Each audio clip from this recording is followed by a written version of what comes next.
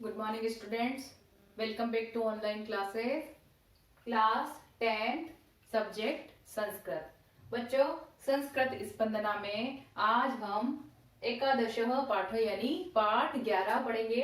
स्वदेशम कथम रक्षेयम, है ना, कि स्वदेशम यानी कि अपने देश की, मैं अपने देश की रक्षा कैसे करूं, किस प्रकार करूं। तो यह जो पाठ है, ठीक है, यह पाठ जो है यह डॉक्टर नारायण शास्त्री कांकर द्वारा रचित है। यह पाठ जो है डॉक्टर नारायण शास्त्री द्वारा लिखा गया है, ठीक है ना। और इन्होंने इस पाठ को एकांकी के रूप में लिखा है, ठीक है, एकांकी के रूप में लिखा है। डॉक्टर नारायण शास्त्री कांकर का जन्म जयपुर में हुआ है, ठीक है। कहाँ हुआ इनका जन्म? जयपुर में हुआ है। इस पाठ में, इस एकांकी में डॉक्टर नारायण शास्त्री कांकर ने महाराणा प्रताप के जो हल्दीघाटी का युद्ध हुआ था महाराणा प्रताप और अकबर के बीच में, उसके बाद में जो महाराणा प्रताप, इस युद्ध का कोई मतलब ना तो इसमें महाराणा प्रताप की हार हुई, अकबर की भी जीत नहीं हुई। तो यह तो मतलब निर्णय नहीं हुआ कि इसमें कौन जीता कौन हारा, लेकिन अकबर की भी जीत इसमें नहीं हुई, महाराणा प्रताप की भी हार नहीं हुई, ठीक है ना। तो और इसके बाद में, इस युद्ध के बाद में महाराणा प्रताप के पास में धन का अभाव हो गया था, उन्होंने महलों को छोड़ दिया था, वे जंगलों में भटक रहे थे। तो वे दुविधा में थे कि भाई मैं अपने, मेरे पास कुछ भी नहीं है, धन दौलत कुछ भी नहीं है, ना मेरे पास सेना है, और सेना अगर मैं रखूं भी तो उनका मैं भरण पोषण कैसे करूं, पालन पोषण कैसे करूं। तो वह दुविधा में थे कि किस तरह मैं अपने देश की रक्षा करूं, अपने राज्य की रक्षा करूं, ठीक है। तो भामाशाह आते हैं और भामाशाह उनको जो भामाशाह के पास जितना भी धन दौलत होता है वो सब क्या करते हैं, महाराणा प्रताप को समर्पित कर देते हैं। और जितने भी जो आदिवासी लोग हैं, जो भील लोग होते हैं, वो सभी महाराणा के पास जाकर प्रार्थना करते हैं कि आप ये राज्य छोड़कर कहीं ना जाए, क्योंकि हम आपके साथ हैं, फिर से तैयार हो जाओ कि हमें अपने देश की रक्षा करनी है, हमें अपने राज्य को बचाना है, ठीक है ना। तो इस तरीके से वो वापस जो है, जो महाराणा प्रताप हतोत्साह हो जाते हैं तो उनमें वापस उत्साह का संचार करते हैं, ठीक है। तो बच्चों, इस पाठ में महाराणा प्रताप की कर्तव्य बुद्धि, अपने राष्ट्र की आजादी के लिए दृढ़ इच्छा शक्ति, स्वाभिमान, भामाशाह की उदारता, देश रक्षा के लिए संपत्ति का समर्पण आदि गुण वर्णित है, ठीक है ना। ये सभी गुण इसमें बताए हैं कि किस प्रकार जो महाराणा प्रताप है वे अपने कर्तव्य बुद्धि यानी अपने कर्तव्य के लिए वो परेशान हो रहे कि वो कुछ कर नहीं पा रहे, अपनी सेना बना नहीं पा रहे हैं, आजादी के लिए दृढ़ संकल्प, ठीक है ना। वो है, कभी महाराणा प्रताप ने कभी भी नहीं सोचा कि उनके पास सभी, मतलब अकबर ने उनको सभी तरीके से उनको मनाने की कोशिश की कि मैं आपको सब कुछ दे दूंगा, आपके राज्य का राजा आप ही रहना, लेकिन आपका जो राज्य है मेवाड़ राज्य वो हमारे जो मुगल सत्ता है उसमें जोड़ दीजिए। लेकिन महाराणा प्रताप ने कहा कि मैं भले ही मर जाऊं लेकिन मैं कभी भी मेवाड़ को मुगलों के अधीन नहीं होने दूंगा, ठीक है। तो स्वदेशम कथम रक्षेम, मेवाड़ाधिपति महाराणा प्रताप अरण्ये स्वसहचरेण सह एकस्याम शिलायाम उपविष्टः वर्तते, ठीक है।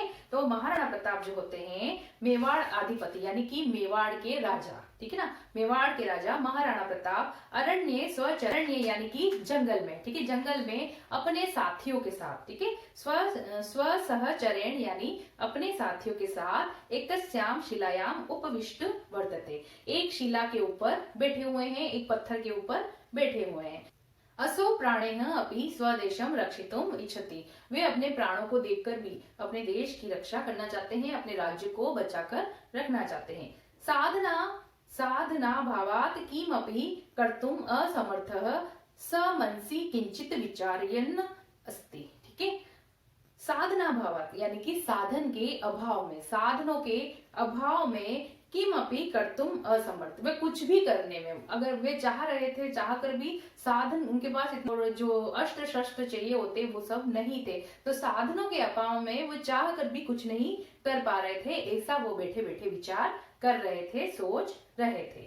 प्रतापः अरे धिक् माम यदि अहम मातृभूमि रक्षितुम न शक्नोमि किम अत्र वासेन में प्रयोजनम, ठीक है। महाराणा प्रताप क्या कहते हैं, अरे धिक् माम, मुझ पर धिक्कार है, ठीक है ना, क्या कहते हैं कि मुझ पर धिक्कार है, यदि हम मातृभूमि में रक्षितुम न शक्नोमि, यदि मैं अपनी मातृभूमि, ठीक है, मातृभूमि जिस धरती पर हमने जन्म लिया वह हमारी मातृभूमि कहलाती है, उसको माता के समान माना जाता है। तो मैं अपनी मातृभूमि की रक्षा करने में भी सक्षम नहीं हूँ, समर्थ नहीं हूँ कि मात्र वासेन प्रयोजन, तो मैं किस प्रयोजन से फिर मैं यहाँ हूँ, मैं यहाँ से चला क्यों नहीं जाता हूँ। ठीक है। दीर्घ दीर्घम निश्वसिति, दीर्घ श्वास छोड़ते हैं, ठीक है ना, एक बड़ी ठंडी सांस छोड़ते हैं। ततः प्रविशति कश्चन राजपुत्र सर्वदारः, तभी वहां पर एक राजपूत सरदार प्रवेश करते हैं। सर्वदारः राजोचितम प्रणम्य विजयताम विजयताम महाराजः, ठीक है। जो सरदार वहां प्रवेश करते हैं वो क्या करते हैं, राजोचित प्रणम, जैसे राजा के सामने जाते हैं तो जिस तरीके से राजा को प्रणाम किया जाता है उस तरीके से झुक कर, ठीक है ना, विजयताम विजयताम महाराज, यानी कि महाराज की जय हो, महाराज की जय हो, ऐसा बोलते हैं। दीर्घ निश्वस्यम मुखम उन्नमट्टय च, ठीक है। प्रताप अपना मुंह उठाते, एक लंबी सांस छोड़ते हुए अपना मुंह उठाकर देखते, मतलब कि चेहरा नीचे झुका हुआ है तो वह कुछ ऐसे देखते देखते सोच रहे हैं, तो ऊपर मुंह उठाकर बोलते हैं। हार्दिक विजय ध्वनि कृत्वा त्वम अपि किम एवं माम लज्जयसे भ्रातः, तो महाराणा प्रताप क्या कहते हैं कि विजय ध्वनि करते हुए, यानी कि तुम मेरी जय जयकार करके तुम मुझे लज्जित क्यों कर रहे हो, भ्रातः यानी भाई, भाई तुम मुझे इस प्रकार जय जयकार करते हुए लज्जित क्यों कर रहे हो। सर्वदारः प्राणधार किम इदम भवान वदति, तो सरदार जो होते हैं वो क्या कहते हैं कि प्राणधार, हमारे प्राणों के आधार, यानी कि आप ही के आधार पर तो हम यहाँ पर जीवित हैं, तो हमारे प्राणों के आधार किम इदम भवान वदति, आप ऐसा क्यों कह रहे हैं, आप इस प्रकार क्यों कह रहे हैं। स्वधर्माय भवता सर्वम किम अपि कृतम, ठीक है। स्वधर्माय यानी अपने धर्म की रक्षा के लिए, ठीक है, अपने धर्म के लिए आपने सभी कुछ तो किया है, ठीक है। धर्म क्या, मातृभूमि की रक्षा करना, ठीक है। तो महाराणा प्रताप ने अपना सबसे पहला धर्म क्या माना, कि अपने मातृभूमि की रक्षा करना और इसको शत्रु से बचाना, यही पहला धर्म है। तो आपने अपने धर्म के लिए सभी कुछ तो किया।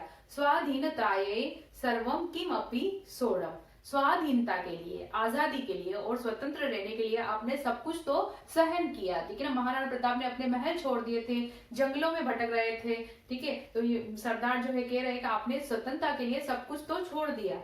भवतः सदा विजय एव भविष्यति, ठीक है, तो आपकी सदा विजय हो, आपकी सदा ही जय होगी। तो सरदार कहते हैं कि भाई आपने सब कुछ सहन किया है स्वाधीनता के लिए, तो आपकी तो हमेशा जय जयकार होती रहेगी। प्रतापः की दृश्य सस्तावद विजय, ठीक है ना। तो प्रताप कहते हैं कैसी विजय, ठीक है, किस प्रकार की विजय, यह विजय कैसी। स्वदेशम परित्यक्तुम तू संयुद्धत अस्मि, ठीक है ना, मैं इस देश को छोड़कर चला जाता हूँ, मतलब कि मैं इस राज्य का परित्याग कर देता हूँ, इसको छोड़ देता हूँ। द्वितीय सरदार उत्थाया सा अंजलि, ठीक है ना, द्वितीय सरदार यानी दूसरा सरदार, जो एक सरदार और वहां मतलब दूसरे और सरदार बैठे होते हैं, तो उनमें से एक सरदार और उठता है और स्वांजलि यानी हाथों को जोड़ते हुए, ठीक है, हाथ जोड़कर कहते हैं, उठते हुए कहते हैं, नहीं नहीं महाराज, ठीक है, क्या कहते हैं, नहीं नहीं महाराज, महाराज आप ऐसा नहीं कर सकते। यत्र यत्र भवान गमिष्यति तत्र तत्र वयम अपि अनुगमिष्यामः, ठीक है ना, यत्र यत्र यानी जहां जहां आप जाएंगे, ठीक है, हम भी, तत्र तत्र वयम वहां वहां हम भी, वयम अपि यानी हम भी, अनुगमिष्याम हम भी आपके पीछे पीछे आपका अनुकरण करेंगे, आपके पीछे पीछे आएंगे, ठीक है ना, तो आप जहां जाओगे हम भी वहीं रहेंगे और हम भी वहीं आएंगे। प्रताप एवं न वाच्यम, प्रताप क्या कहते हैं, ऐसा मत कहो, प्रताप उन सरदार को बोलते हैं कि आप ऐसा मत बोलो। भवन्तः अत्र स्थित्वा एव मातृभूमि सेवा कुर्वन्तु, ठीक है ना। तो प्रताप जब सरदार कहते हैं कि आप जहां जहां जाएंगे हम भी आपके पीछे पीछे आएंगे, तो प्रताप उनसे कहते हैं कि एवं न वाच्यम यानी आप ऐसा मत कहो, भवंत यानी कि यहीं रहो, ठीक है ना, यहीं स्थित रहो, यहीं पे रहो और अपनी मातृभूमि की रक्षा करो, मातृभूमि की सेवा करो। तृतीय सर्वदार नहीं भगवान अस्माकं सेवाः भवता सह संति, ठीक है ना। तो तीसरे सरदार क्या बोलते हैं, नहीं भगवान, नहीं भगवान, ठीक है ना, प्रताप को भगवान कहकर संबोधित करते हैं। नहीं भगवान अस्माकं सेवाः भवता सह संति, हमारी सेवा तो आपके साथ ही है, ठीक है, आपके साथ ही रहकर हम आपके साथ रहकर हम अपनी मातृभूमि की सेवा करेंगे, आपसे अलग होकर नहीं। वयम तू भवता सह एव नित्य स्यामः, ठीक है ना। हम तो आपके साथ रहकर ही यहाँ पर रहकर ही सेवा करेंगे, और अगर आप जाएंगे तो आपके साथ हम भी जाएंगे। प्रतापः यद रोचते भव भवदयः कुर्वन्तु। ठीक है ना। प्रताप क्या कहते हैं, यद रोचते, जैसा तुम्हें अच्छा लगे वैसा ही करो। ठीक है। तो प्रताप उनको सरदारों को कहते हैं कि जैसा आपको अच्छा लगता है वैसा आप करो। न अहम भवतः विवशान करोमि, मैं तुम्हें कुछ भी ऐसा अलग करने के लिए विवश नहीं करूंगा। तो प्रताप उनको कहते हैं कि आपको जैसा ठीक लग रहा है आप वैसा करो, मैं आपको विवश नहीं करूंगा। महाराणा प्रतापेन सह सर्वे अपि अनुचरा ततः उत्थाय बिल्लानाम आवासस्य मध्यतः निस्सरन्ति। ठीक है ना। तो महाराणा प्रताप के साथ यह कहकर महाराणा प्रताप उठ जाते हैं और उठकर चलने लगते हैं, और सभी उनके जो उनके सहयोगी होते हैं, जितने भी सरदार होते हैं, वे सभी भी उनके पीछे पीछे कहाँ से गुजर रहे होते हैं, एक भीलों की बस्ती के बीच में से गुजर रहे होते हैं। ठीक है ना। प्रताप के साथ सभी सेवक वहां से उठकर एक भीलों की बस्ती के बीच में से गुजर रहे होते हैं। ठीक है ना। जंगल के मध्य में जो जनजातीय लोग होते हैं, जो भील लोग होते हैं, तो उनकी एक बस्ती बनी हुई है, तो उस बस्ती के बीच में से जा रहे हैं। प्रथम बिल्लह हा भगवान अद्य क्रीडस्य समय आगत। ठीक है। तो पहला जो भील है, मतलब वहां पर एक पहला भील आपके कहता है, हा भगवान, हे ईश्वर। ठीक है। हे ईश्वर, अद्य की दृश्य समय आगतः, आज कैसा समय आ गया है। प्रतापः अपि स्वदेशम परित्यज्य अन्यत्र प्रस्थितः अस्ति।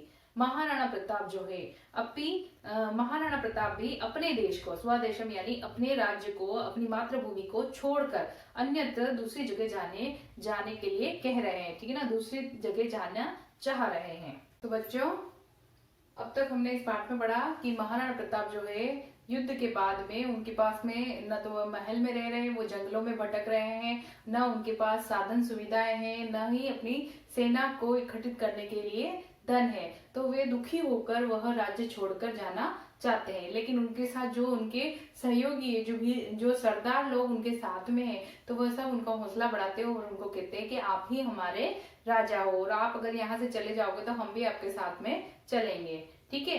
तो बच्चों, यहाँ तक का पाठ आप भी पढ़िए, इससे आगे का पाठ हम अगली कक्षा में पढ़ेंगे। ठीक है।